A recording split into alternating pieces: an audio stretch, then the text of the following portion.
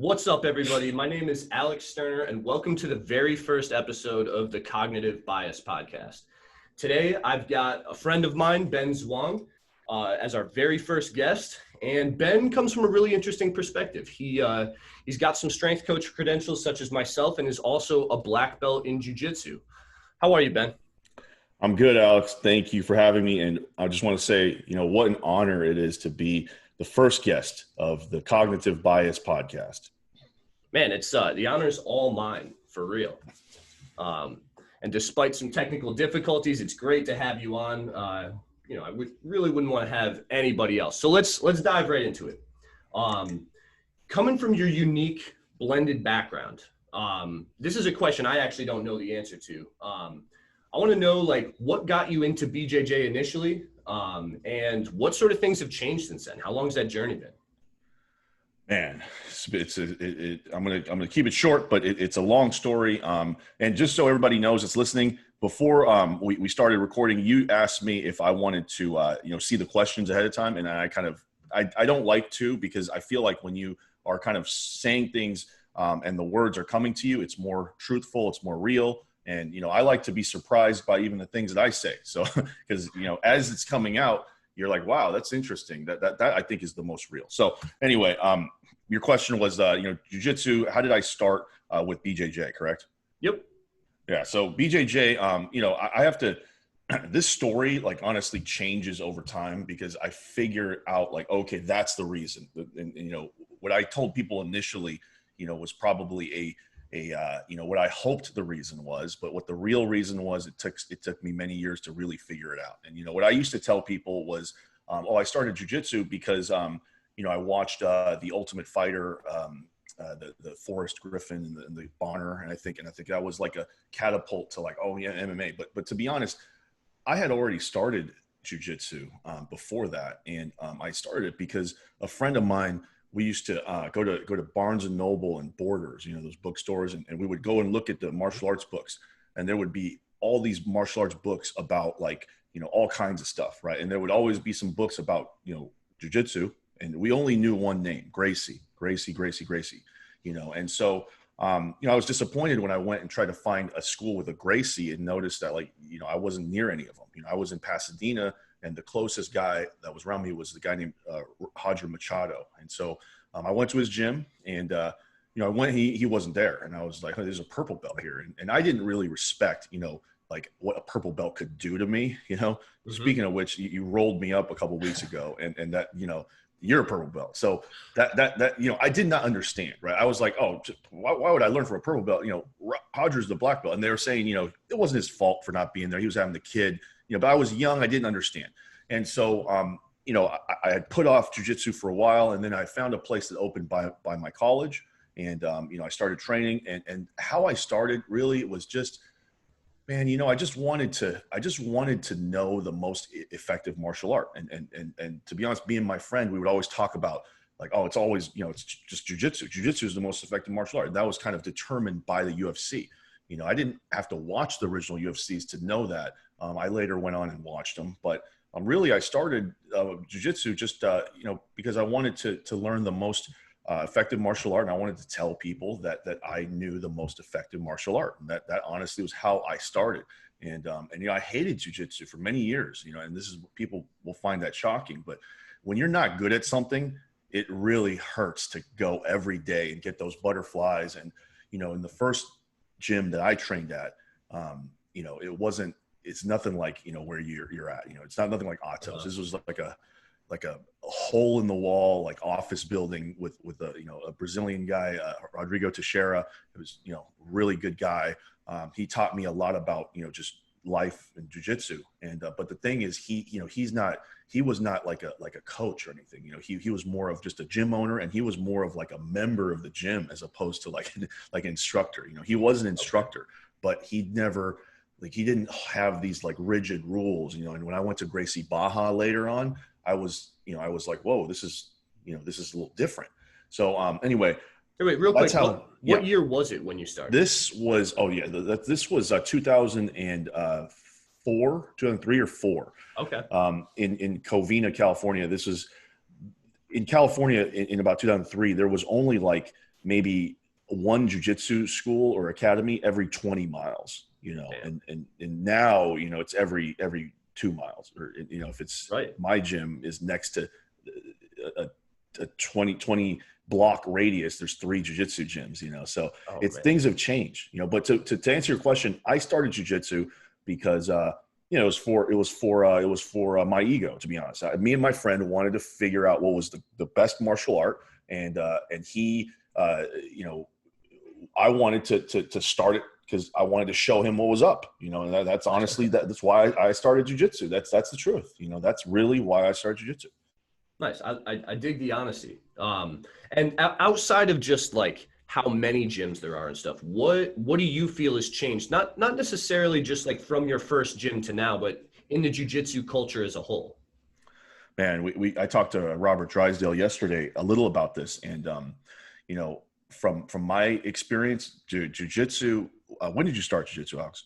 Same year, 2004. Oh yeah, I remember we talked about this. I was like, your purple belt is a joke. 2004 is a joke. So I when I started jiu-jitsu, right, the training, I don't want to use the word soft, but the training has gotten more soft over time, and because jiu-jitsu has become a business, and also just because I like to keep my academy, connected to the sport, as in the sport of jiu-jitsu. I'm not a big self-defense guy, but at the same time, I don't want to create an environment where it's like, it's a dog eat dog type environment. Mm-hmm. So I think over time, there have been more jiu-jitsu academies that are kind of catered toward hobbyists, and people realize when it's a business that even Atos, headquarters, I think it's probably 90% hobbyists, right? For sure.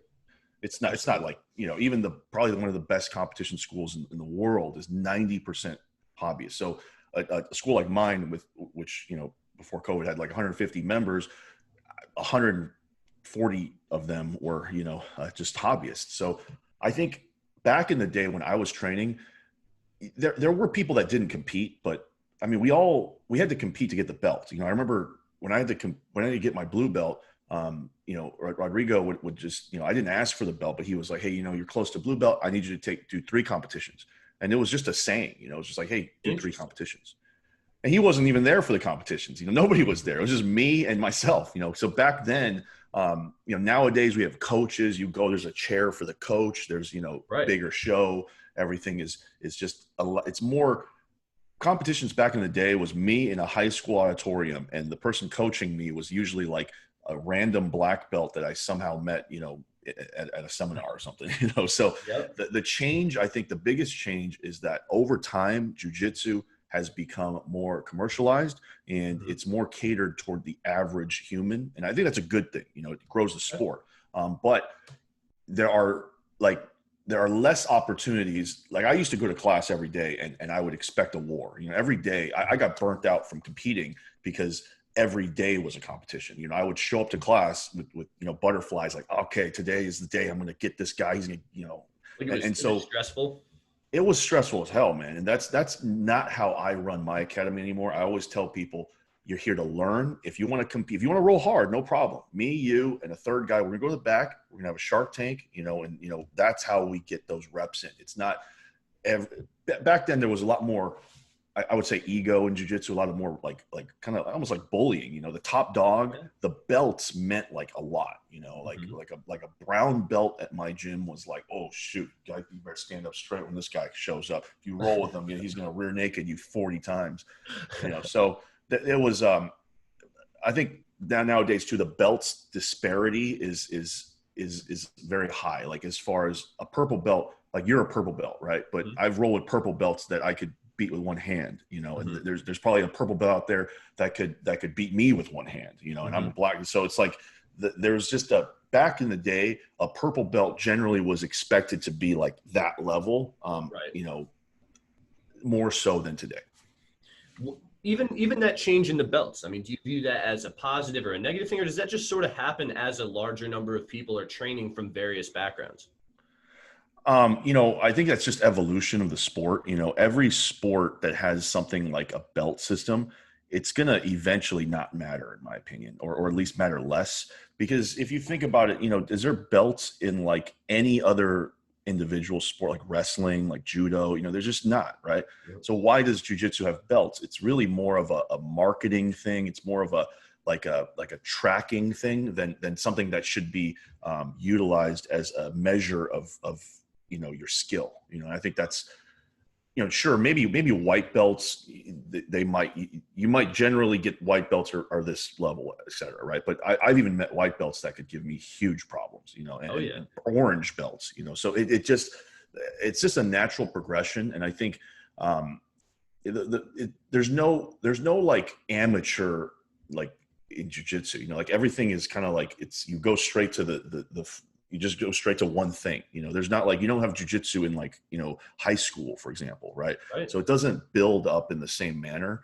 And it's not a good or bad thing. I think it's just a thing that's going to happen. It's going to probably be more and more prevalent. And I think it's a good thing for jiu-jitsu because people are going to need to check their ego when it comes to belts. Black belts, back in the day, man, you just didn't tap black belts. Like I remember, like if you were a blue or a white belt and a black belt showed up, you just catch me as many times as you want, wrist lock me, my back's gonna get taken. I'm going to do these moves. They're not going to work. And a lot of that was mental, a lot of that was mental. I feel like there were people that I could beat in class if I really wanted to, but because of the fear, it was like, I can't, this guy's he's got a piece of cloth that's darker color than mine. There's no way. And I think that's changed. Nowadays I show up, if I visit an academy, people are, they don't, there's no like mental, block there. People are coming for me, Right. So it's different. If anything, sometimes you got more of a target on your back. Oh yeah. It's back in the day, it was kind of there too, but I remember when black belts showed up at my academy, it was like a oh shit moment as opposed to I'm going to get a moment. No, I agree with that 100%. 100%.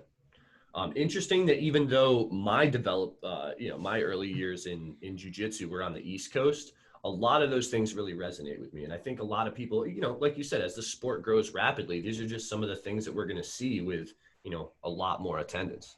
Yeah. Let's switch gears real quick. Let's go into the strength and conditioning side of things. So when did you really develop like a strong interest in strength and conditioning? And same thing, how much has how much has strength and conditioning changed over those years? How much has your paradigm changed? Because there's always a ton of like new info coming out, a lot of different things like social media being introduced in the last decade or so. So fill me in on that side of your life. And it's big changes. When I started out, I was NASM, certification, right? So that's kind of like the McDonald's of certifications, right? The OPT model, the stabilization before the thing, it's not it's a system, it is a system. So I wouldn't say it's a system that, I'm going to use in today's day and age, just because one, I'm not building athletes up from the ground up a lot of time. And two is I don't necessarily believe that system is too evidence-based in today's climate. So, something that's changed is, everything's changed. Something that personally for me has changed is when I started, I had no idea how to transition from being a personal trainer to a strength coach, and that's kind of like, that's a book I'm working on right now, is having trainers go from trainers to strength coaches. And I think that gap is not as big as people think. It's because when you're a personal trainer, really you're a fat loss and hypertrophy coach, right? So those are two goals that actually are, can be geared toward performance too. Athletes need to lose fat in the off season, or they need to gain muscle to, basketball players, a lot of basketball players I've worked with, we did practically just hypertrophy workouts and then some plyometrics to for their knees. And these are workouts that, at the time I didn't even write. A lot of the basketball players I coached, they have custom programs by the team strength, athletic trainer or something like that. So, so anyway, one of the things that I noticed is that's changed is that I think personal training has turned more into strength and conditioning as opposed to gone in its own direction, because back in the day, personal training was more like it was kind of weird. It was like you would do. I remember at LA Fitness, we would have to do like the whole body, but then we would only do like one set. So this was probably 2006, 2007 when I was working at LA Fitness as a trainer. as a personal trainer, I was still trying to transition to strength conditioning. And, I didn't know how. I was like, I would take these workouts from, I was interning at USC as an intern. I would take the workouts from the strength coach there, and then I would compare it to my workouts at LA Fitness. And I'd be like, well, I kind of want to train my personal training clients as if they were athletes, because that's what their goal really is. They don't want to really gain all this muscle. They just want to, play recreational sports and be healthy. That never told me once they needed to be a ripped bodybuilder, Right. But a lot of the training programs that I see, personal training programs are like, almost like bodybuilding routines, and they don't develop any, I hesitate to use the word functional, but they don't develop like, performance, so your clients, they might be looking better, but they're moving worse, they're losing mobility, and over time they break down, and so one of the changes that I think that I've noticed the most is trainers nowadays, I think, have a better understanding of program design, at least from what I'm seeing. Hopefully it's not my bias where I'm working with strength coaches like you. And so I'm working only with good trainers, and I don't see, the other side of things, but, at least where I'm going, I see more thought out programs. And I think personal training, I'm very proud to be a personal trainer. I think there's really no distinction, if you know what you're doing. Yeah, no, I like that. So let's sort of blend those now. You got to something there where you were talking about, personal trainers just sort of training clients as if they're a bodybuilder, whether or not that necessarily aligns with their goals. Now, I see certain people in the jiu-jitsu realm that do very bodybuilding-esque, workouts. And in my opinion, I feel as though these individuals succeed in spite of their training methods, not because of them. What's your input on that and the trend that strength and conditioning is going in Brazilian Jiu-Jitsu? I think, I know what you're talking about. There's a lot of, Andre Arlovsky used to be famous for he's a UFC fighter, former UFC champion. He was famous for doing these bodybuilding workouts and then still, winning in the UFC. I think over time, as the sports start to evolve, you're not going to be able to get away with that. But you're right. I think things are happening, in spite, Gordon Ryan, Nicky Rod, these guys released workout videos, and I'm going to be honest, they're not the most I'm not going to go into those workouts and look for, evidence or science behind them. But I think what they're doing is kind of bodybuilding, but it's more like muscular endurance training. And I think, and I think you're right. It does not matter what these guys do, because the said principle to me is still the most important. If they're training, 50 hours a week or something, probably not 50, like 20 to 30 hours on the mat. Right. Mm-hmm. And then, their bodybuilding routine or their muscular endurance routine, their lifting routine is only 5 hours, a week. It's not, it's just the majority of their work is still on the mats. It matters less. Right. Over time though, when people start getting to the highest levels, when you not just have to have perfect, genetics, you have to have, luck, all the things have to come together. Yep. I think that's not going to work in the future, because you don't see, like, basketball players. I've worked with a lot of the coaches that train basketball players. I've worked with basketball players. They have very specific programs, man. Yep. I think we talked last time about LeBron's squat, right? That was a specific, thing for him. That wasn't, you see power lifters online like, oh, that's not asked to grab. Well, that's not the goal. So right. I think over time, every athlete in combat sports is going to have to gravitate more toward a specific workout. And that's why I really like what you guys are doing. Thanks, man. I appreciate it. I like that phrase, good is the enemy of best, right? Because the things that they're doing, like you said, there's an element of muscular endurance. It absolutely has some transfer. And just in general, if you're doing something that's going to add some muscle mass to, to a young athlete who doesn't really have all that much, you're going to see some positive benefits. But is that the best fit? Is that ideal? Optimal. Exactly. And should Probably not. people be trying to emulate that, especially if they're at a different stage of their journey? You know, you brought up Gordon, and when he really started diving into those workouts, he didn't have a ton of muscle mass, and he was able to successfully put some on. And, you know, if we just look at it from that perspective, obviously it was beneficial. But, you know, I like the word you used. Is it truly optimal? Should people emulate that? You know? Yeah, I don't think it's optimal, but does it need to be optimal, I guess is the real question. Yeah, I think so. I guess the real question is, if you look at this deeper, is that what exactly are they telling people when they're selling, you know, a DVD of their workout, right? They're really they're just giving people a highlight of their program, of their life, in my opinion. Mm-hmm. It's not even about the workout. I couldn't care less about the workout. Right. I care more about, you know, watching what's happening and getting, like, Gordon's DVD. It's not the greatest thing ever, but I get to see a day of him working out, eating, you know, making some weird food. There's value, you know, there's a lot of value. For me, the value for me as a coach is not the actual exercises or, you know, what he says about supplements and stuff. It's, you know, half a Muscle Farm advertisement, but you know, it's more about me seeing it's like a motivation, you know, it's like motivation for me to develop new ideas. And, you know, I'm going to be honest, Nicky Rod and Gordon's DVDs, I bought them, you know, I wanted to see what's up. I want to see what's up. And I did get some ideas out of there. You know, muscular endurance to me wasn't a huge thing. And I was thinking, like, man, there's got to be something there. There's probably something there with muscular endurance. And you know, it makes me look up, you know, randomized controlled trials, you know, all that stuff. But yeah, anyway, so when I said go deeper on this, I meant that even the people that they're targeting, the people that they're targeting to sell these to, those people, you can't become Gordon or Nicky Rod by doing this workout, right? I hope people know this, hopefully.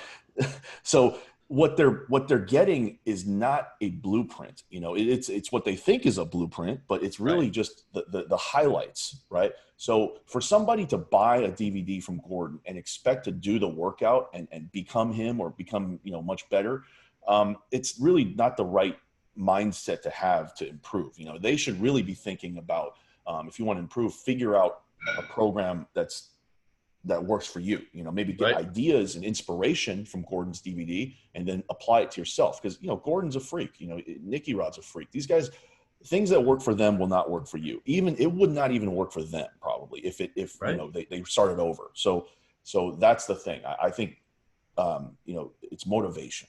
Yeah.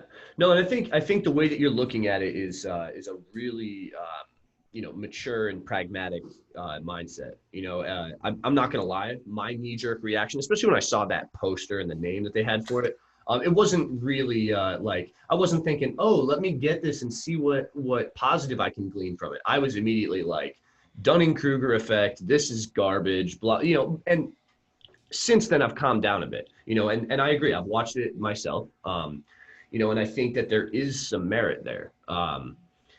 You know, but yeah, it's definitely an interesting mindset. What do you think about in general, athletes themselves putting stuff out in an area like ours that, you know, some would argue requires some dedicated study itself? I mean, that would be like myself, never really training jiu-jitsu, but working with jiu-jitsu athletes and then just going, I'm going to make a jiu-jitsu DVD because I'm a successful strength coach. I mean, that most people would agree is complete nonsense. For whatever reason, I mean, it seems to not really apply in the other direction. What are your thoughts on that?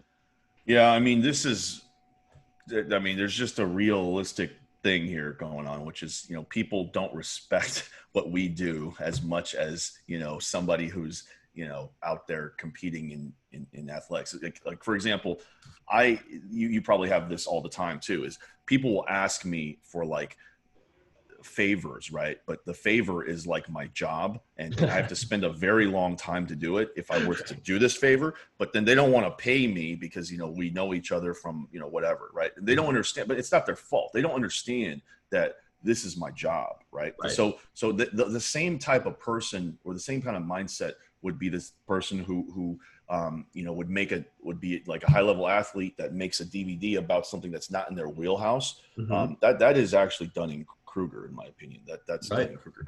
But if they're marketing it, I guess I agree with you. If they're marketing it in a way that they're saying that this is, we're going to build the body and whatnot, and this Get is swole like a grappler. yeah, this is a weird. It's just kind of.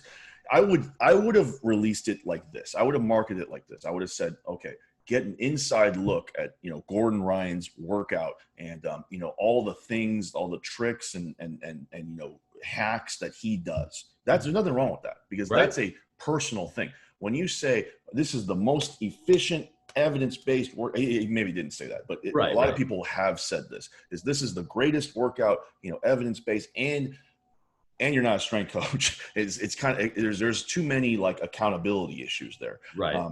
But I would say, if he marketed that DVD as this is a one, day in the life of Gordon Ryan's workout, and he's it's just a highlights of his day, I think that's great. Maybe don't sell for $200, maybe sell for a little more affordable. And I have no problem with that. No problem with that. No, and I think that's great. I like the way that you're approaching it. I know a lot of other people in evidence-based fitness, are not as open-minded to that idea and don't see it for what it is. I mean, as somebody who is curious what other top-level athletes are doing, there's certainly something we could glean from it. We're having this conversation. We've both seen it ourselves, and I think that there is positives. But yeah, I think that, and I'm sure you've seen the posts too, where people are a little bit less open-minded towards it. But it can be. I could tear that thing apart. I could go for an hour just talking about how bad it is. But again, what's the point? Well, I mean, he could probably do that with my guard game. Yeah, so, exactly. Yeah. I one time Lyle McDonald told me, he's like, I can learn. He told me he reads these books like that like 99% of the book is garbage. He used the word garbage, and he says, but I can learn one thing from garbage that's worth the time that I put in to that book. And I guess when you have a lot of knowledge in one field, like you have all your first principles and you have all the knowledge already, it's hard to get new information if you just read, primary research, and you got to kind of read some some fringe stuff, and then maybe you can get some good info out there. I've gotten, I opened my mind up a lot over the years as a strength coach. I used to be very rigid.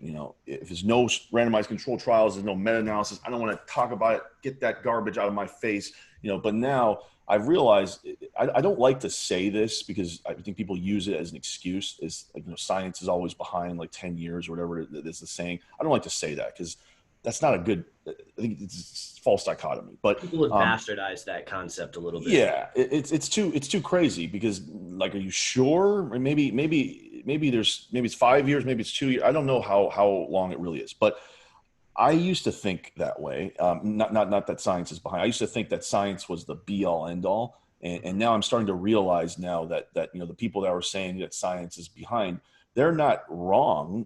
I wouldn't say it that way, but there are certain things that you can, like there's not a whole lot of like meta-analysis, for example, on isometric, holds and isometric. There's a lot, but there's not a lot of like aggregated studies. There's a lot of one, pilot study, it's 7 people, 10 people, 70 people, But so that's something where if you're experimenting with and it's working and you're especially you guys you're working with like 20 athletes a day minimum, you're doing observational trial like every day. You're doing n equals 20 every day, and you can track that over time.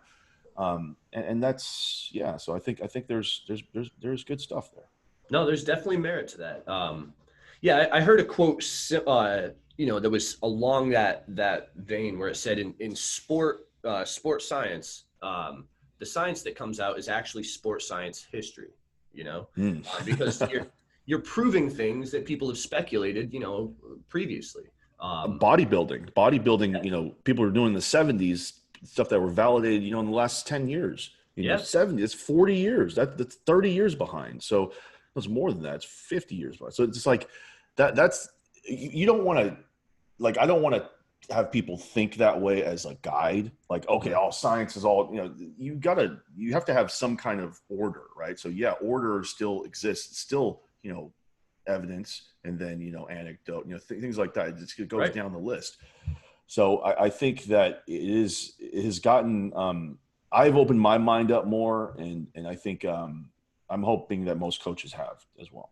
Yeah, and I think with experience that comes along. I'll admit, when I got out of college, went to school at the University of Connecticut. At first, everything was rigid.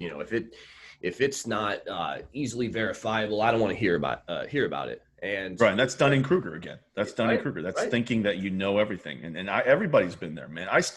There are still topics that I'm almost certain I know, and then next 2 weeks I'm like, what? Changes everything. It can Right. happen. It can happen. Right. Yeah, no, I mean that's kind of the name of this podcast is sort of in a light joking manner. The even though we're aware of these cognitive biases, I mean we all fall victim to them at some point. It's whether or not Every we're day, aware man. of it and can identify it. Yep. All right, I got one for you. We touched on this the other week when we were talking. I really am excited to ask it here, and I brought you. Feel free to go as far down this rabbit hole as you want. Let's start pretty open-ended. Do you consider Brazilian Jiu-jitsu a spectator sport? Okay. That's a big question. I think so. I think it can be. There are certain aspects of Brazilian Jiu-Jitsu that I think it's going to be very difficult to make a spectator sport with, and that is the IBJJF tournament format. I think it's just there's too much stuff going on, and there's too much technical knowledge. It's like it's like watching chess, Mm-hmm. I don't think watching chess is too exciting because it's kind of turn based, right? And in jiu-jitsu in the gi in that format is a bit turn based. It's kind of, when a position is established, it kind of, you're stuck there for a while, or the match is over.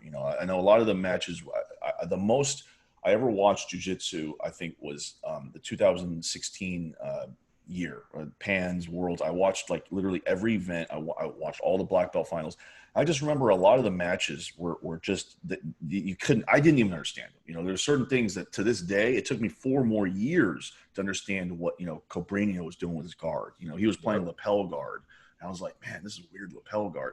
To this day, I still, I'm very, and I'm a coach. I coach pretty much, I would say more than part-time. And I still don't understand this as a black belt, And so there are certain things with the gi that might not translate into spectator sport because there's just no excitement. That's just the truth. There's no high impact throw. There's no, sometimes the submission you don't even know what the submission is. You know this about me, but I've been trying to get into, I'm into the world of sports betting. So with sports betting, I feel like if the U.S. can legalize, this thing, how it's been going, which is, every day, more states are coming on board, that can get people interested, and they may not even like the sport, and it doesn't, to be honest, it doesn't matter, because all that matters is that there's money in the sport, and then eventually they become interested. It's like me and tennis. I'm a sports bettor. I have friends that are sports bettors, so we share tips a lot. We talk a lot. And so I have a friend that's a big tennis bettor. He just told me, some stuff about, Djokovic the other day, to bet this and that. I don't care about tennis. I don't even want to play the tennis on the Wii. I don't want nothing to do with tennis. But, but when you got, $100 on the line, or a couple $100 for a good bet going, I watched Djokovic come back and smoke that guy. I don't even know what's going on. He's hitting the ball on the line. I'm like, this is great. I'm super tuned in. So I am working on getting jiu-jitsu to at least open that door, because so spectators, let's say you're super into UFC betting, right? Or just UFC, right? And I want to bet on, Adesanya, for example, this week, right? Mm-hmm. And then you always bet, $100 on whoever main event you want. But then you see, it's grappling. Interesting. I don't know anything about grappling, but it's kind of like UFC. It's on Fight Pass. I see Chael's on there doing submission underground. I see, this guy kind of looks like a Bellator. He's in Bellator. Now you kind of jive the MMA with the jiu-jitsu, and it becomes a more spectator sport. Okay. It's going to take a long time, but I'm kind of, backdooring it by creating the sports betting thing. But naturally, I think it would take a very, very long time, man. It's just all big sports have money. There's money behind it. 100%. And so grappling, one of the reasons why grappling is hard to be a spectator sport is because there's no, me and Jim, my producer, have this disagreement a lot. I conclude that there just isn't money in the sport, and when there is money, so I'm trying to fix the problem from the source, in my opinion, which is money.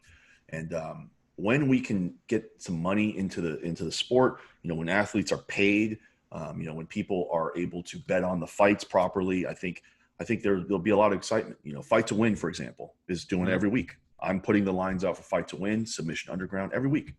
Man, it's interesting how you're talking about, the money in the sport and then how that relates to it being a spectator sport. And it's interesting, this almost comes off as like a chicken and the egg thing, because so many people go, well, once the sport's big enough, then there'll be money. And you're saying, no, let's get the money into it first, through something like betting lines. And that will then, when you bet on something like you were talking about with tennis, it incentivizes your attention. You now have a literal horse in the race, and you are, you're stuck to it. And great example, by the way, horses. Right? Who cares about horse racing? Honestly, do you follow the horse? But when I'm at the track, I'm watching, my 5 horse, I'm watching hard, so that's it. So I actually, this is something that I've just sort of, floated about in my mind, and I'm interested to get your take on this. So a spectator sport usually is something that is intuitive in a sense, right? Like you see it and it makes when you're watching boxing, the dude getting punched in the face more is probably not winning, right? And you don't have to have extensive training in boxing to recognize that. Any layperson, if you watch a one-sided boxing match, they can very clearly say who's winning. Isn't it the essence of jiu-jitsu for it to be counterintuitive? Isn't that the point? You take somebody down and they don't know what to do. So I don't find it that surprising that when you put it on TV, people go, I don't know. I don't know what's going on. Because when they're thrust into that situation, even if they're trained in striking or whatever, they're then confused. They don't know what to do. Yeah, I completely agree. It's just more complicated. Everybody knows how to throw a punch, right? Everybody knows what a punch looks like. Everybody knows who Mike Tyson is. It's like, but does anybody know who the Olympic judo champion of 2016 was? Nobody knows really. It's right. It's just not as exciting, and we don't. And to me, it all comes back to the money. A lot of these sports like jiu-jitsu, even MMA started off as more of an amateur thing. It wasn't until it got on TV, money was infused, where it became. Now it might be the biggest spectator sport in the world. If these other sports start folding like flies, then you don't know. So I agree. I agree. The tennis example I made, it was just because it's hard. Tennis is pretty complicated. There's cricket. I bet on cricket. I don't know what is going on. Hit the thing with the thing, and the thing goes with the wall. It's like baseball. I don't care. I look at the score. That's why it's important, I think, to make the rules of jiu-jitsu more and more simple. And I think, I love the IBJJF. I'm IBJJF certified black belt. I make sure that I continue with the organization. They're making the rules almost so complicated that I don't even know. I've been to 7 or 8 referee courses. If I had to ref a match between you and any of the people in your gym right now, and you guys did a whole bunch of weird stuff that I'd never seen before, I don't know if I could score it. And that's very, very hard to sell to lay audience, which is why sub only is good. Yeah, no, and I agree with that. I think that most sports sort of cater to that, but man, look at football though. Football's complicated. Crazy spectator. Personally, I went to a high school where we weren't even big enough to have a football team. I never had the option to play. And man, but you had wrestling. I did. Yep. We didn't have wrestling. We had football. I hated that. I hated that. Yeah, but man, I still watch football every Sunday, you know. I And think football is different because we grow up throwing a football. You know, okay. everybody's thrown a football. I watched football with my dad. You know, we Hmm. used to watch the Rams a lot. That was like my favorite team. And Hmm. so I had multiple opportunities to learn the rules. It's on TV. You know, it's Right. jujitsu. I'd never even seen jujitsu before, you know, the UFC, and those were like tapes. You know, it's never been live. So it's like football is very complicated, but it's I think people eventually they just kind of it clicks, you know, it clicks. And I'm trying to think of another sport that I could use as like lacrosse, for example, right? Like I don't know the rules of lacrosse, right? Hmm. But I know enough that if I watch it, I kind of, you know, it's kind of like hockey. You're throwing the thing into Hmm. the net. I kind of can understand. And so Right. football, I think all you need to know is that these guys are going here and they're trying to get into this end zone. And then these guys are trying to stop them, right? You could funnel football down to something very easy. Hmm. Whereas jujitsu, it's not as easy. You know, it's like they're Right. like submission, like there's so many ways to win and score in jujitsu that you have to understand all of those ways. Where in Right. football, you get to the end zone or you kick the ball through the thing, and there you go. That I could teach my mother this in 10 minutes and she could kind of understand, but Mhm. I'd have to teach her, you know, this is a Kimura, this is a footlock. When you grab you know, the jujitsu, I think is there's so many more layers in jujitsu, and that makes it hard.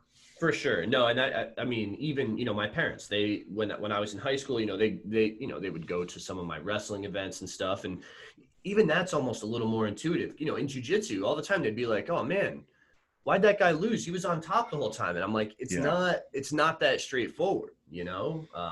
The So yeah, guard is definitely. very confusing for people. Like the Yeah. guard, because of wrestling, because when I showed my dad my first jiu-jitsu competition, I won the competition. I showed him 3 matches. He was like, "What are you doing on your back all the time?" He's like, "Aren't you losing?" I'm like, "Dad, I won. I got the gold medal. This is the gold. What are you Yep. talking about?" And I was on my back, you know, probably half the time. He didn't understand it. He was like, "Aren't you losing?" And he didn't know anything about, you know, wrestling either. He Hmm. just knows that if you're on your back, you're losing. I mean, Yeah. this is, and I think a lot of this will hopefully be changed over time because the UFC is getting so popular. You know, Right. nowadays, dude, there used to be a time in the UFC, I think early, you know, late 2000s, where if the fight hit the ground, you would hear the boos on the TV. Like it would just Mhm. be boo. You know, you go to certain cities, boo. You know, if it hit the ground. Now it's like a cheer. It's a big thing because if the fighter gets the takedown, you cheer for them because they're winning now. Yeah, no, that has been a pretty positive shift. It used to really bug me. I mean, being, you know, from a grappling background myself, man, sometimes, you know, I used to always say that going to the and then even like if you've ever been to Buffalo Wild Wings, as you know, Oh yeah. our wrestling team in college, whenever we'd be coming back from, you know, a Saturday tournament or whatever, and there'd be fights, and we'd be driving for hours anyways, we'd find a Buffalo Wild Wings on the way back, and we'd go, and it would irritate the hell out of us. And this was, you know, so about 10 years ago. It would irritate the hell out of us that when we'd go, you know, we'd appreciate some of the grappling exchanges, and everybody around us would just be, you know, they'd Yeah. be in their mind the second it See, grabbed. nowadays, if there's somebody, I mean, I'm sure there's still people like that. It's, you know, there's all kinds of people, but nowadays, I feel like if somebody was going to start booing the grappling stage, there would be an individual in the bar that'd be like, "Hey, man, look, you know, see this ear right here? This is, you know, you understand grappling? Like, I wouldn't stand by and let this guy continue talking. And I would not, there's many reasons for it. One is I'm annoyed. And two is I want to like help the guy understand, like, listen, you don't want to be shitting on grapplers in a room. You don't know who's in the room. You know, you might be, Right. might be like the state champion here. You know, what are you doing booing wrestling and grappling? Yeah. So. No, speaking of which, how the hell do you get AirPods to fit with that Oh, collar? as long as it doesn't. So don't get the power beats. You know those one that wrap. Yep. You will never get that. My ear turns a different color when I try. But the AirPods are perfect. It's just a little tiny thing. I've made a video on it. It's just perfect. AirPods. I I just need to make sure I don't get that Randy Couture thing where like the actual hole starts shrinking. That's like serious cauliflower. Yeah. And yeah, I mean it's no problem. You know, wearing a mask actually creates worse cauliflower for me. So my cauliflower has gotten worse in the last couple months. Dang, man. It's the side effects no one's I talking. I have glass ears. Really? I have glass ears. Yeah. Man, mine definitely like damage pretty easily, but for whatever reason, it seems like there seems to be. Actually, I would be interested to hear your thoughts on this. It seems as if there's some sort of genetic component, right? You've got that initial trauma to the ear, something causes the cartilage to break, and myself, there'll be plenty of times where it flares up. This actually happened the other week when I was training with Mike Perez. I sat in his front headlock for a good like 2-3 minutes, and the whole time my ear was folded over. I heard some crunching sounds. Oh. And over the next day, it filled up with fluid, but for whatever reason, my ears seem to drain that fluid on their own pretty easily. Like So you never drained? I have never actually drained my ears, and they've blown up to where they're squishy. You've got the blood in there. And then within a couple days, it seems to clear itself out. I mean, do you know? I'm not, I'm not expert on this. I would ask, an ENT, but I kind of, I've never drained my ears either, and they look like shit. But I think there has to be, because everything has a genetic component, I feel like. But I think more importantly, or as important, or just to, from what I have experienced, is just how you play your game. I think is the most important to how your ears turn out. Because if you have you ever met like, how do I put this correctly? Have you ever met a Brazilian that was, like the standard, buff Brazilian that does jiu-jitsu, that, is pretty aggro? Have you ever met one of those guys that doesn't have the ear that's like, huge and the black? I've never met a guy like that, right?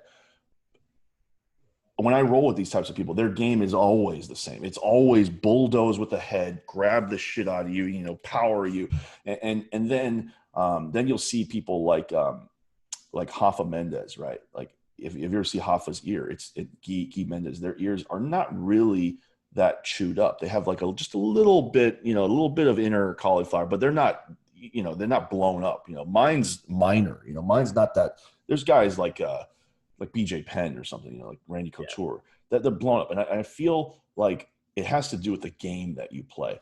And when I was starting out in jiu-jitsu, I didn't understand jiu-jitsu, right? So I would play flat half guard like it was the greatest shit in the world. And my instructor would always be like, turn to your side, turn to your side. I'd be like, no, I'm not turning to my side. I want to do the lockdown, and I want to do the electric chair, and I don't know anything about distance control. They're grabbing my head.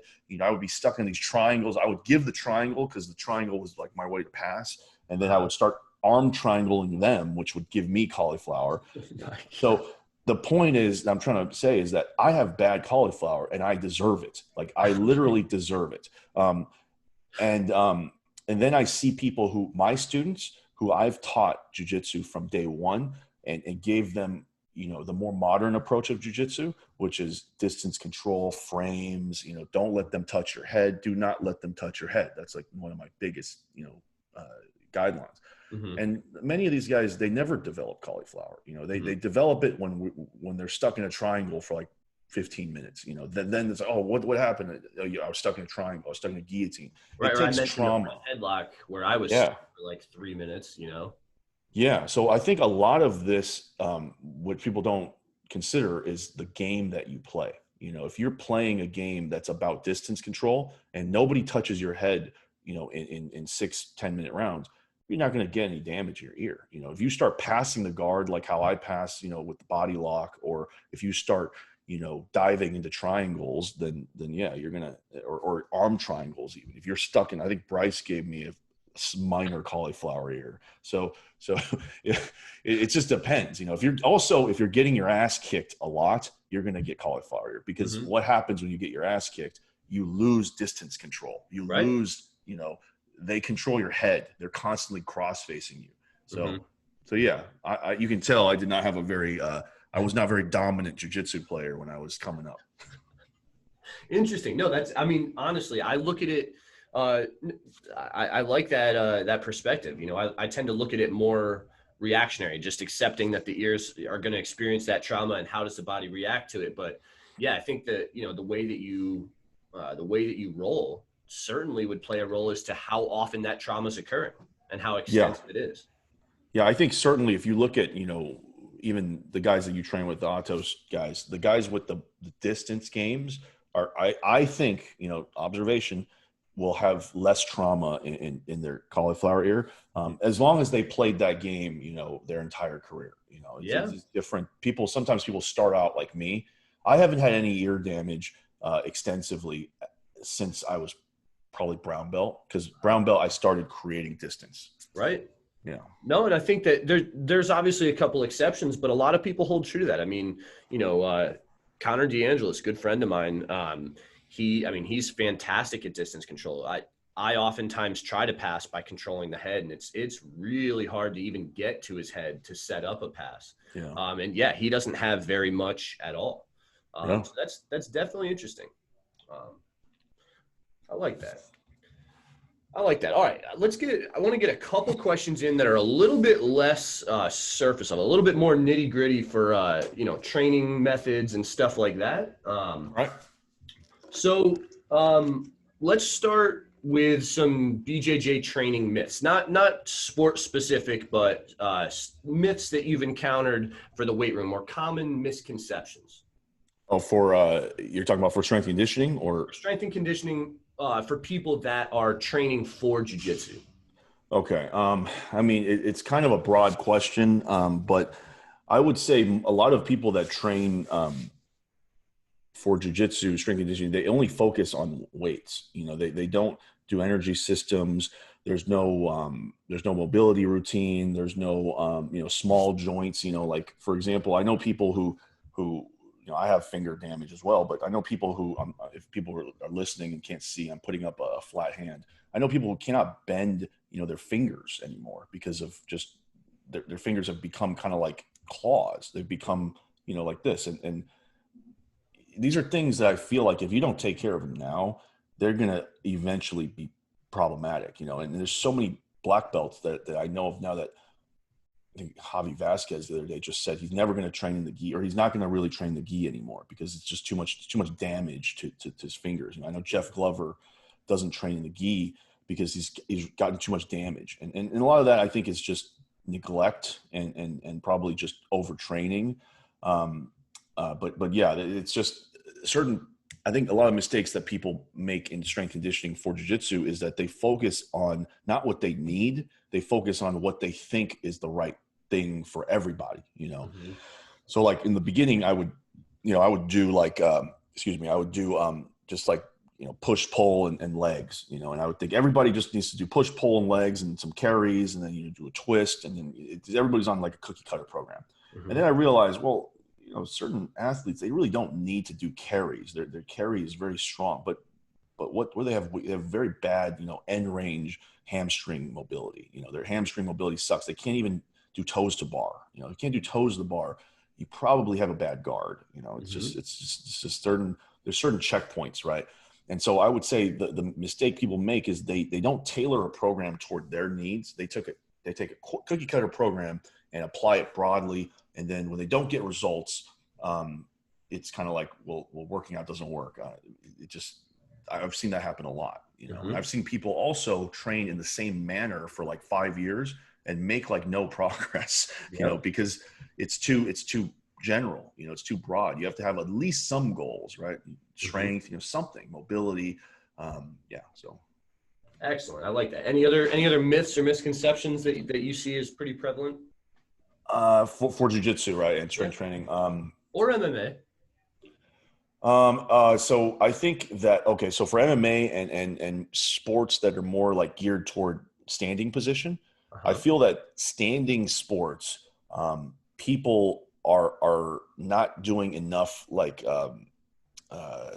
plyometric work.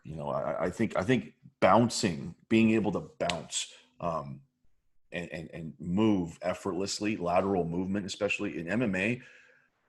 The most often you see people get gassed is when you see them moving laterally or backwards too much.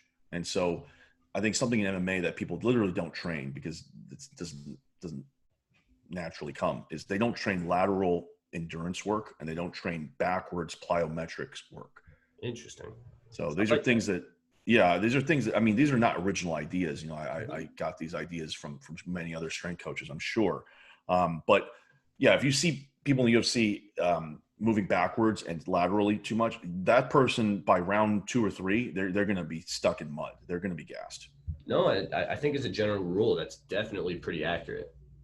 Okay, actually, let's bring that into. I think that's a good segue into another question I had. So, power for BJJ. So you were talking about more standing oriented sports and involving more plyometrics, specifically whether they're moving backwards or laterally. Do you think power should be a large focus for jiu-jitsu?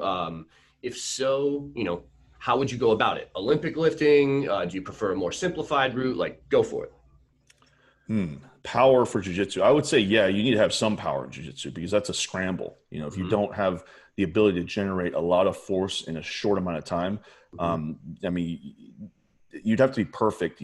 Like an example is like Gordon Ryan's not good at scrambling. He's not a big scramble. Why? Because he doesn't need to scramble. He puts his body in the right positions.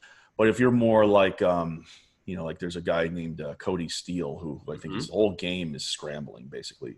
And his whole thing, and Marcelo Garcia, probably a better example of somebody whose game is based off of like a scramble, right? Then yeah, I think you need to work power. You need to work, and how you would do it. It depends on where you need it, right? If you need power, if you need a powerful bridge, right? I would work, it's pretty standard. I would work hip thrusts. I would start from the bottom up. I'd work my calves, I'd work my ankles, I'd work my feet, and then eventually build up to, a hip thrust and monitor it, right? Like a lot of times people just do 225 like for 2 years, right? What did you start with? You start 185, 180, deload a little bit. Now go up, change the rep scheme, maybe do 8 sets of 3 instead of, always doing 3 sets of 15 or something. So I don't really like Olympic lifts. And the reason is other than maybe like high pulls, and at most probably just a hang clean. I don't even like power or these terms have kind of gotten kind of convoluted over time, but I know that in the USAW world, a power clean is I believe it's from the knees, right? You start there. So I was always, when I was coming up in high school sports, that was always considered a hang clean, but I believe a hang clean is something else now. So anyway, like a clean where you start from the knees and come up to a rack position, I think is at most where I would go. I wouldn't go past that. And the reason is just because I do consider Olympic lifting to be almost like another sport. I think it's like so technical that you don't want to focus your time on learning these techniques. Like Olympic lifters, I mean, they spend their entire day Olympic lifting. It's a sport. It's not something you want to be dabbling around with. So I more for power. I more like to use, things like hex bar jumps, like medicine ball throws, kettlebell swings, triple extension movements, box jumps. There's many things you could do for power. Sprinting uphill even. So I think it's important. I think you should work on it, but it depends on your game too. If you're a guard player and you don't come up at all, maybe you don't need as much power. Maybe you need more mobility in your hips. So it depends. No, I love that answer. That's great. So how much do you ask for a client's input, or how much do you analyze their game? If they train jiu-jitsu and they're coming to you for strength and conditioning work to supplement or complement their Brazilian jiu-jitsu, how much time, like if they're not one of your students already, how much time will you spend with them covering those very things to try to determine what their needs may be? Because like you said, a guard player versus someone who really has explosive takedowns and relies on being on top as soon as it hits the ground. I mean, I agree. I think they should train differently, but how do you approach that? Or do you assess that separately? Do you do it conversationally? Assessments I feel are very valuable. If you have a system and it works for you and it's done right. I am still kind of working on that for myself because I don't want to settle on anything. And, I'm kind of impatient when it comes to this. So I don't want to settle on like, okay, this, kind of like an FMS type of thing, right? I don't like to settle on certain things. So my assessment is almost like, it's almost like fluid. I have a certain couple movements that I want to check. I want to make sure, an example would be like, a push-up, right? If I check somebody's push-up and they're obviously having some issues where maybe their hips are sagging, they're having some disconnect issues in their upper and their torso and their lower body. Okay, that's, I want to fix the basic things first. If they cannot hold, and a lot of this stuff I correct with isometrics. If they cannot hold a glute dominant lunge, with like 25 pounds for 30 seconds, just holding that position, then their shot probably could improve if they're able to statically hold certain positions, they're able to control more positions. So I don't really have a specific assessment, but for athletes that come to me specifically for jiu-jitsu, I mean, it's just a relationship. I don't tend to like have a rigid system, and I don't really work with people who are one-offs. So if somebody comes to me, and I've had these clients, somebody wants to pay me my rate, $100-something, and they want to just work one day. Okay, well, I have to give you a cookie cutter program because we haven't worked together enough. And for me to assess you and then do it, it's too much work on me for one client, and it's not going to be worth it for you because we're only going to work once, Right. and I can give you this information, but are you going to apply it? So a lot of times it just depends on the athlete. If it's somebody that I'm going to work with for years and years and years and years, I'm going to figure it out. There's certain things that I'm going to be able to see. And that also for coaches that are listening, that's why it's important to learn. If you're stagnant, then your program's going to be stagnant. Your athlete's going to be stagnant. So Absolutely. things have changed. People I've trained 5 years ago, athletes I've trained 5 years ago, they're probably wondering like, hey, why don't we do this anymore? And if they ask me the question, I can tell them, well, we don't do this anymore because I've come up with a thing that I consider better. This. Yep. So yeah, no, for sure. And there's some athletes that I've worked with for years that, that question kind of comes up. They're like, hey, we used to do this a ton. How come we don't do this as much? And it's like, well, I've grown just like you have. Yeah, I don't use my iPhone 4 anymore, so technology improves, Yeah, for sure. Okay, I've got a couple here that I definitely have answers for, but I would really want to hear yours. Supplements in combat sports. I get this question all the time. I don't often open up questions and polls on my Instagram, but when I do, this is always something that comes up. What is your stance on supplements for combat sports? If you want to break it up specifically between different ones, go for it. If you've got pretty much the same spiel for all of them, let's hear it.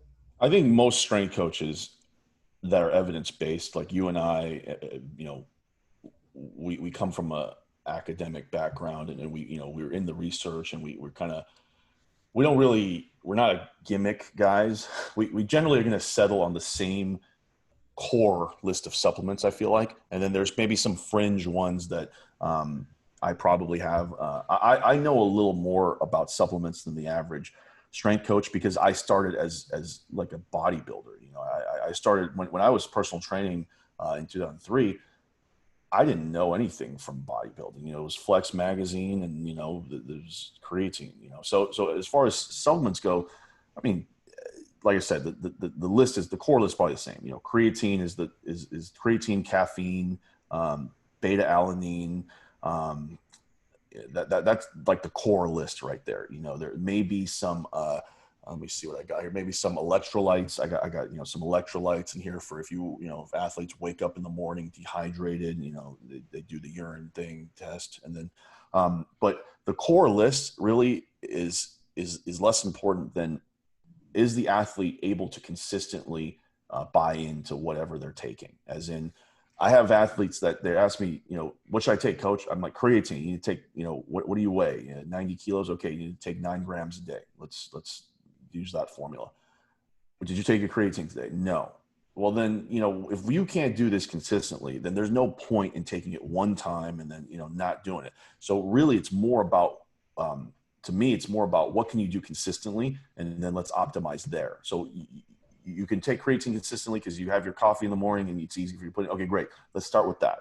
you don't like beta alanine because it makes you tingle. Okay, let's take it out. It's not that important. If it disrupts you, let's add it later. Maybe we'll do the pills. But I never push the supplements on the athletes. It's more of like how much they can buy into it. I would recommend that they take the supplements because I think creatine is almost like a performance enhancing drug. You should probably take it if there's cognitive benefits, there's neuroprotective, there's all these benefits, and there's very little side effects. So my list is creatine, beta alanine, caffeine. Some of the more fringe ones I experiment with would be like like probiotics. I think probiotics taken on an empty stomach.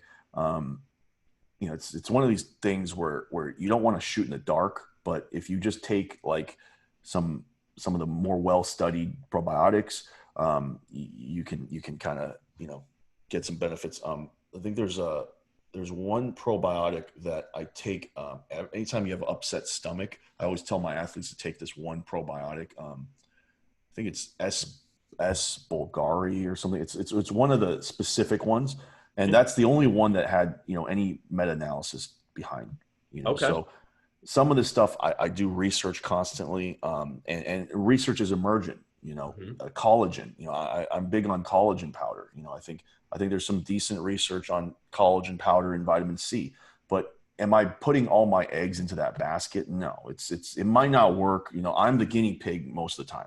Most of the time I'm taking it, and if it works, then my athlete's gonna take it. Yeah, there's not much, supplements wise. I don't even consider like whey protein, a supplement. I consider it more like a bioavailable food. It's just food. So, no, I agree. Yeah.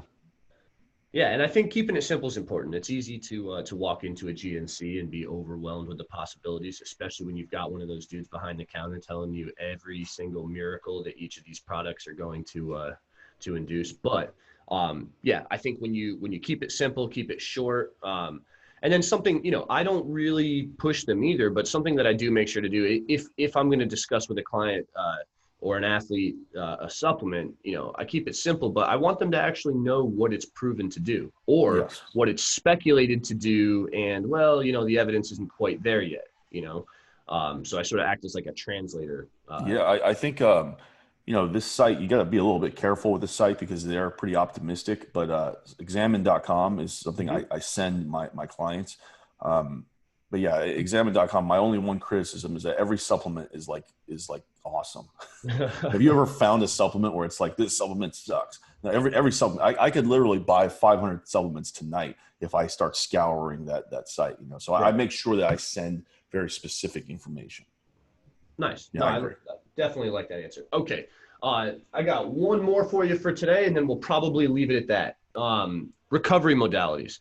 How do you approach that with specifically with your athlete population? One that is really trying to work as much as they can within a given week or a given month. And they're feeling beat up because they've got significant training demands. How do you approach that? Let's say a client, you've been working with this athlete for a couple months now, and they come to you saying they're feeling particularly run down. Maybe they've tried a couple things and they don't seem to be working for them. Go ahead and give me your spiel.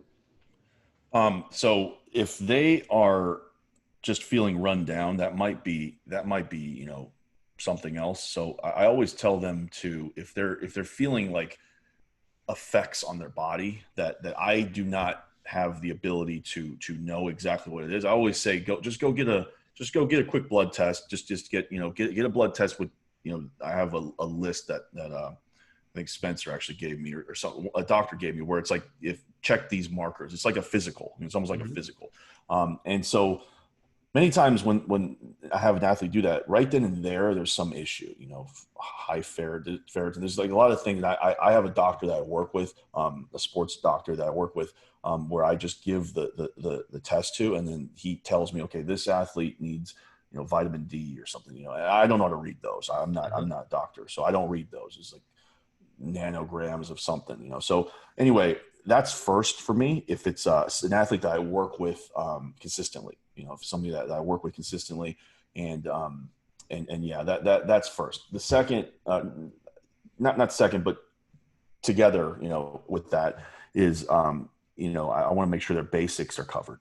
Like how much are you sleeping? How much are you eating? How much protein are you eating? Are you eating enough carbohydrates? What's your training like? Are you overtraining? Did you do anything different this last couple of weeks that may have caused you to overtrain? Is there something going on in your life? So those to me are like basics, right? Those are basics. And if those aren't covered, you're kind of just kind of, there's a little bit of overlap, or I think it's a little bit of waste of time if you don't cover that. If your athlete is sleeping 2 hours a night, no compression socks are going to really, they're not going to help at that point. It doesn't, I have athletes tell me that all the time. Like, hey coach, should I buy these compression socks? I'm going to go on a plane for like 10 hours. I'm like, yeah, they're probably good, but did you even sleep last night? Like, why are you texting me at 5 a.m.? And they're like, oh, I slept like 4 hours, but these compression socks, are going to help me on the plane. I'm like, yeah, they're going to help, but you should have slept 8 hours. Forget the compression socks. Forget about this weird supplement that your kickboxing coach is telling you to take that he sells also, ironically. But so the basics to me need to be covered, and then I can get into some esoteric stuff that has some little research. I like hot and cold stuff. I think it's good for DOMs. Especially if my athlete client has a pool, I tell them just jump in the pool, and you have a jacuzzi next, not many people have this, but if you have a pool and jacuzzi, go in and out, hot and cold, hot and cold. You don't have that. You can't afford that at your house. No problem. Get an LA Fitness membership, jump in the pool, jump in the jacuzzi, jump in the pool. If they have an ice dip, even better. The changing of that temperature, I think, gets the blood flow going. There's some evidence that reduces soreness. It can help you recover. I'm not big on like ice baths and stuff like that. And because there has been evidence that, too much of that can blunt some stuff. And it might not be, at best, it might be do nothing. And at worst, it might actually be a little harmful. But so I do like hot, cold though. And I also like just hot, if somebody has a jacuzzi, just relaxation, some kind of relaxation. I'm not huge on meditation because a lot of people, it's hard for them. It's very hard. I can't even meditate, so how am I going to recommend this guy do 20 minutes of meditation, if I can't even do 5 minutes? So a lot of times it's, take a hot shower, go into the jacuzzi and just relax. This is anecdotes, but I've had a lot of athletes with lower back pain, and something that helps them a lot is jacuzzi, heat, putting heat, and it's just relaxing. It's a relaxing thing. Foam rolling, I think, is good, just to even if it's psychological, just like you're doing something that is causing something, and I think, or you're feeling something. I think that's a good recovery tool. Evidence maybe doesn't support fully its use, but those Theraguns, I have a Hypervolt, Look, it makes me feel good. I put on my triceps are so tight from getting my ass kicked in jiu-jitsu. And then, and I'm moving better, it gives me that temporary mobility, it's temporary, but I'm moving around. Man, it's funny you bring that up.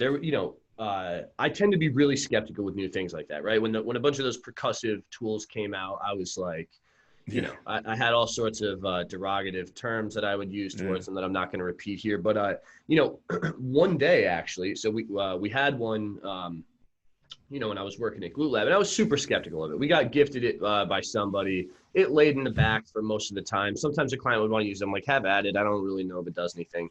One day, I was hitting heavy like barbell reverse lunges, but I had gotten straight ankle locked a few days before, and like around my Achilles, as I was stepping back with that leg, it just fell off. And I really wanted, I was on a really good groove in terms of my strength training, and I really wanted to get it in. And at this point, I was like, you know what, I'll try the stupid gun, right? And keep in mind, due to my biases and everything else, I would have been more than happy to have tried it, had nothing work, and be like, see, look, it's stupid. I tried it the other day and it didn't work. Funny enough, not only did it immediately have some sort of effect on pain and perception, and not only was I able to do my workout on my last set, I added a little bit of weight and I hit, at the time, a lifetime PR for that exercise. And it really made me sit back and think and be like, I can't explain why, I don't think it was placebo because I would have actually preferred that it didn't work. I was kind of gunning for like the conversation that would lead to it, where the next day I could be like, yeah, tried that stupid thing. It doesn't work. But that's not how it worked out, and it was actually pretty cool. And, we have one here at our gym. And I don't use it often. Personally, I don't often, even though I recommend them to clients far more often. Things like foam, I've just never really done it It's all more that. like we forget about it. I feel like we Yeah, don't have time to really work on ourselves as much. Like if I had all day to work on, whatever, if I was fighting UFC, right? I'd be like, I make sure I get like 5 minutes a day of this, this Theragun or Hypervolt thing, and I would make it a routine, But just we don't. A lot of times I want to use it, I just forget. I come home, I'm tired. I don't want to, turn this thing on and make a bunch of noise. It's a lot of times just for us. This is something that I realized over time working with athletes is that you don't even need to call it placebo, but it's just do what makes you feel good. It's just like foam rolling, right? I for the longest time there was research on like foam rolling. It doesn't work. It doesn't change, whatever. And over time, I still used it because it felt good. And there is actually some. If you can always tailor science and evidence toward your biases, right? So, like for example, I could say foam rolling doesn't alter the tissues of the body or the tendons. Of course, it doesn't. You would get deformed every time you lay on a bed, right? But at the same time, what about this theory? Is I forgot what it's called, but it's like the nauseous, not nauseous like you're sick nauseous, but it's like stimulus or you're exposed to nauseous stimulus, meaning that some pain is in your arm, for example, but it's not a real threat. So one of my theories of foam rolling and those percussive instruments like Theragun is that when you're foam rolling, you're creating a little bit of discomfort, right? You're creating a little bit of pain, but your body is not, it's not intense pain and it's not damage, right? So you're kind of teaching your body, this is okay. I can do this movement is all right. This joint is not, injured or damaged. And that's one of my theories as to why foam rolling does work, and maybe how you were able to hit those PRs because maybe it unlocked a little bit of temporary mobility for you, and you needed that mobility to get to that, right? There was another thing I was going to say about that, which is, so there was science. Those like inversion tables. Yep. So inversion tables, I always thought were just complete, marketing scam, but the science, and I've read, a couple dozens of papers on this, I think, in a meta-analysis, they've kind of, the evidence points to this. It gives you temporary, it gives, when you're on the inversion table, I don't know how to say this, but basically it gives you a little bit of lengthening in your spine, and it gives you a little bit of temporary mobility in your spine, right? And in that time, that is the time that you need, the 10, 15 minutes window is where you need to start moving around, getting telling your body, okay, I can move here and it's safe. Good. All right. Next time I add a little load, I add a little weight, I pick it up. I'm still good. Yeah. Right, maybe I can actually do that, with some weight now. And over time you build, and so taking a tool like foam rolling or Hypervolt or these percussive instruments out, I think is more problematic than just using them as needed. No, I like that. I like that a lot. And I even think, in the realm of like a little bit of pain, but knowing that it's safe.